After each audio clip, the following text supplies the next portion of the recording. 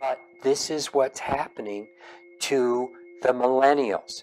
They're recognizing that things are off, and so they take that personally. So I don't think the self-esteem is there because they can't fit in. They don't want to fit in. And what's trying to make them fit in, the Forbes, the pundits that are saying, oh, these young people, they want purpose, they want, to make an impact. Well, guess what? When you fit into your cubicle, you aren't going to have that opportunity anymore. And that's why the millennials are walking out of their cubicles and saying, screw you. I don't want to go into a cubicle. There's got to be a way of transforming this world. And so I want to really recognize that at the essence of what the millennials are feeling is that fire of transformation that burned within us during the 60s. And we took it to a revolutionary state. We went out and we marched and we made things shift that way. And we put flowers into gun barrels, and people were shot and killed in the marches, and it totally catalyzed the 60s generation, and the world started transforming. Gay rights and senior rights and women's rights and human rights and black rights, and all people of different persuasions, their rights started coming up over the government's right to send us to war, to tell us what to do. And now it's got to go deeper. Just as I think Michael Moore was showing in the most recent movie that he did, that we have the belief that for many of us that dislike Trump and feel that Mueller is going to be our salvation, he said, think again. That's not going to work. For those of you who feel that Trump is doing a job that you care for and you're happy not to have Hillary, well, if we had had Hillary, those of us who wanted her would have been disappointed. It doesn't serve. The system is not set up to help any of us. What it really comes down to is human beings individually must be empowered and find that strength within them. And that's what's starting to happen today with a reformed Democratic Party, a reformed political system where people are being empowered from within to make a difference for their neighbors, for themselves, in the way we are getting jobs, in the way we're getting educated, in the way we're getting health care. All the things that need to be addressed that are not truly being addressed in the systems today are coming up.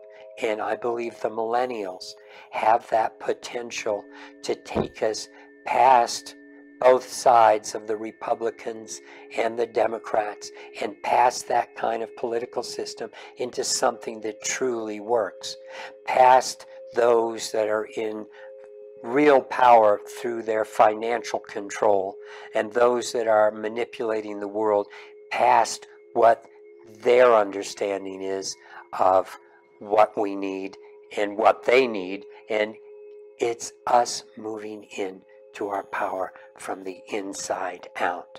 And so that's what it really comes down to. It comes down to each of us finding that connection to higher self, to soul within us, and finding the truth that is being expressed there from that point of understanding, that's inclusive of everyone and everything, because that's what's going to transform this world. That's what's going to allow us to grow spiritually, because spiritual growth is the true evolution of where we're going. It's not, that we're having this shift or that shift over millennia according to Darwin and its survival of the fittest. And that is an outmolded system, outdated system too. It's really about cooperation. That's what we're finding creates the change, and change can happen very rapidly, we're discovering, within a lifetime or two, we're discovering that what's going on with humans and their consciousness can transfer to other generations rapidly. As Gregory was talking, I was remembering a time when, and this was back in the late 60s, I had gone to an anti-war march, and it was in Washington, D.C. at the Pentagon. And we were voicing our disapproval of the war in Vietnam and our very powerful desire to see peace. And I was up towards the front, and what was just shocking was watching young women place flowers into bayonets, into the rifle end of a bayonet. It was such an amazing message because we didn't want to fight them. We understood that we weren't just on two different sides. We wanted to find a bridge. We wanted to create a mechanism so that we could all be living in a peaceful world. We could all be more empowered and not be the pawns of some other systems that sent people off to war, and all of the people that died, and all the people who had diseases afterwards, and PTSD, and all kinds of things that are offshoots from that. And it was very, very potent to be a part of that, and to come back and recognize, what is it that we really want?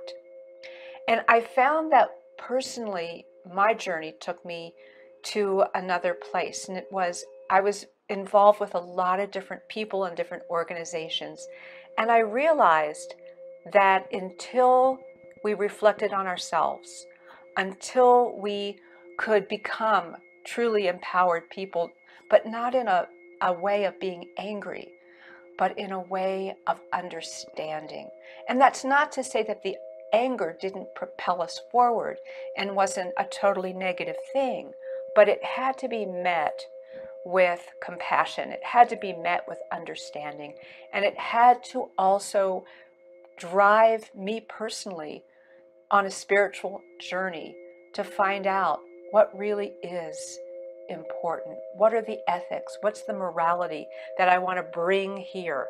How do I want to conduct my life and be a part of participating in the world in a way that is soul-centered, that has a greater sense of real compassion and quality of understanding? How do we learn to live through the heart? And so that was my personal journey. It took me through quite a lot. And that really is why I'm doing what I'm doing now. I got to understand it through art.